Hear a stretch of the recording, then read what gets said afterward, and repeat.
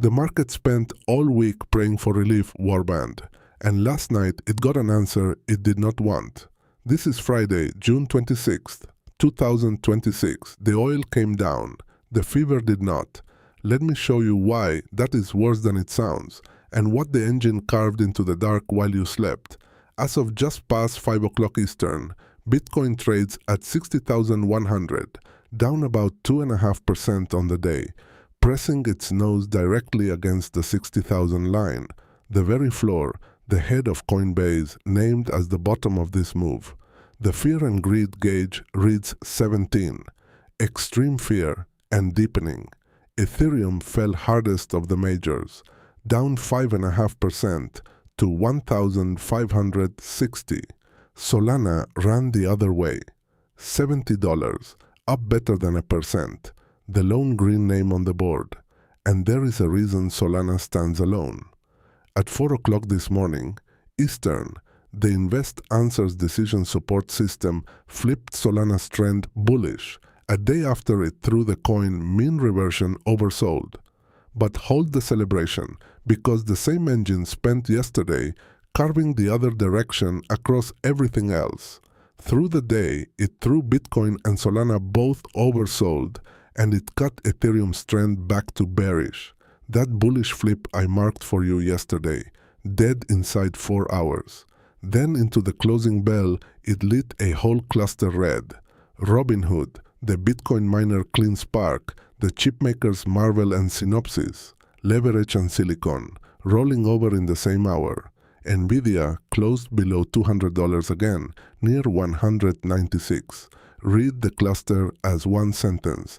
The borrowed money and the hot silicon turned together, and they turned on the number that landed yesterday morning. That number is the hinge the whole tape swings on. For 2 weeks, this market told itself one story. The inflation scare was an oil scare, a war premium out of a strait half a world away. And once the tanker sailed again, the pressure would bleed off and the rate cut would come back to life. Well, the tanker sailed.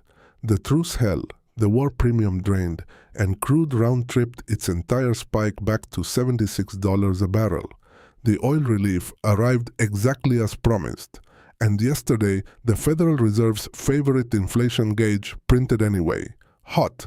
Headline inflation climbed to 4.1%. Up from 3.8.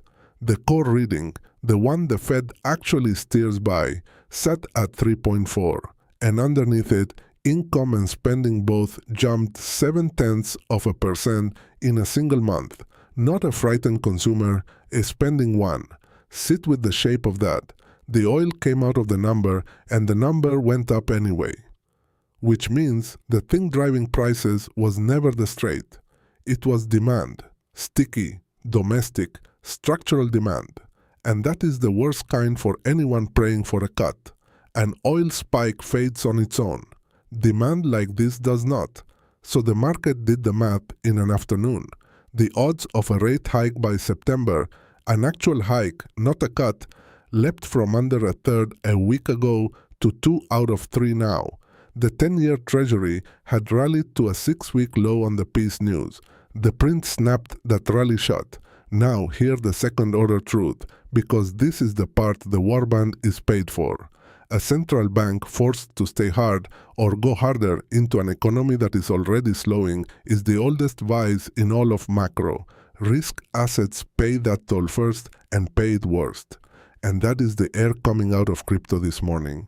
But the very same vice is the entire case for the hard thing. When the men with the printing press are boxed into restraint, the asset that answers to no committee, no chairman, and no rate decision becomes the only clean exit from the trap. The catch is simple and brutal.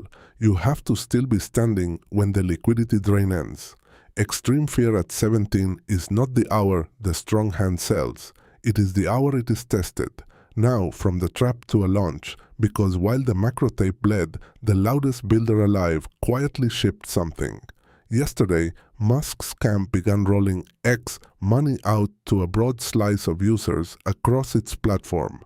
The payments layer of the Everything app finally going live after a year of delay.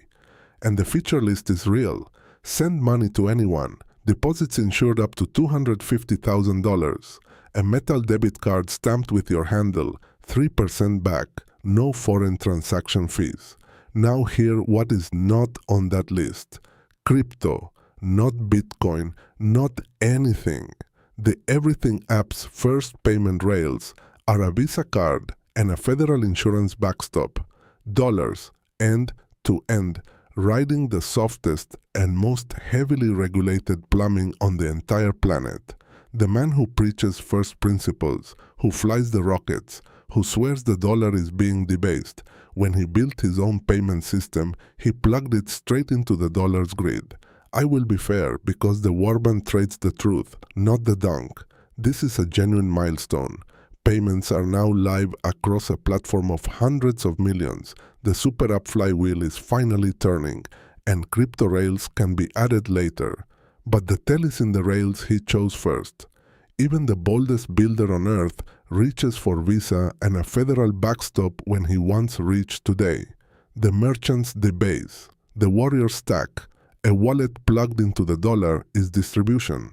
The day a wallet like that opens natively to the hard thing, that is the day it stops being a feature and becomes a threat. We are not there yet. Mark the distance and keep one eye on the road, because Tesla is massing its iron in plain sight.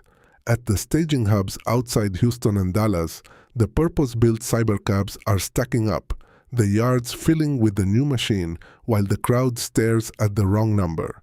Here is the part the doubters will wave at you, so let me be straight. Tesla has not disclosed how many of those cars are actively carrying riders, and I will not hand you a count nobody reputable can stand behind. What we can confirm is the staging, and the staging is building, not thinning. Read that correctly, because the surface and the substance can point opposite ways. Even if the visible rider count is drawing down, that is not a stall, it reads as a swap. The older Model Y robotaxis are being pulled off the road as the purpose-built cybercabs stage up behind them with the next full self-driving build as the gate before the throttle opens. The fleet you can see thins while the fleet beneath it is rebuilt, and a filing from 3 weeks back is worth surfacing now. Nevada regulators received a request dated June 5th asking for permission to run up to 5,000 robotaxis across Las Vegas, Clark County, and both city airports, with cybercabs already spotted testing on the Strip and a service depot being retrofitted to feed them. 5,000 is a beachhead, not a delivery date. But the iron stacks before the fleet rolls, every single time. Do not mistake a transition for a ceiling. So, here is the morning, Warband. The market begged for oil relief, got it, and learned the fever was never about oil, it was demand, and demand just handed the Fed its excuse to stay hard. The engine turned leverage and silicon red in the same hour. The Everything app shipped its payments and wired them to the dollar's own grid. And Tesla's robotaxi fleet is being rebuilt beneath the surface, exactly where the crowd will misread the quiet for a stall. One thread runs through all of it. The soft systems are crowding in this morning, the card networks and the insurance funds, and the boxed-in central bank. And every last one of them answers to someone. The hard thing answers to no one. A morning like this, at 17 on the fear gauge, is not when you sell it. It is when you find out whether you ever truly held it. I live, I burn, I love, I slay, and I'm content. This is Warband as a service. Viking intelligence delivered in real time.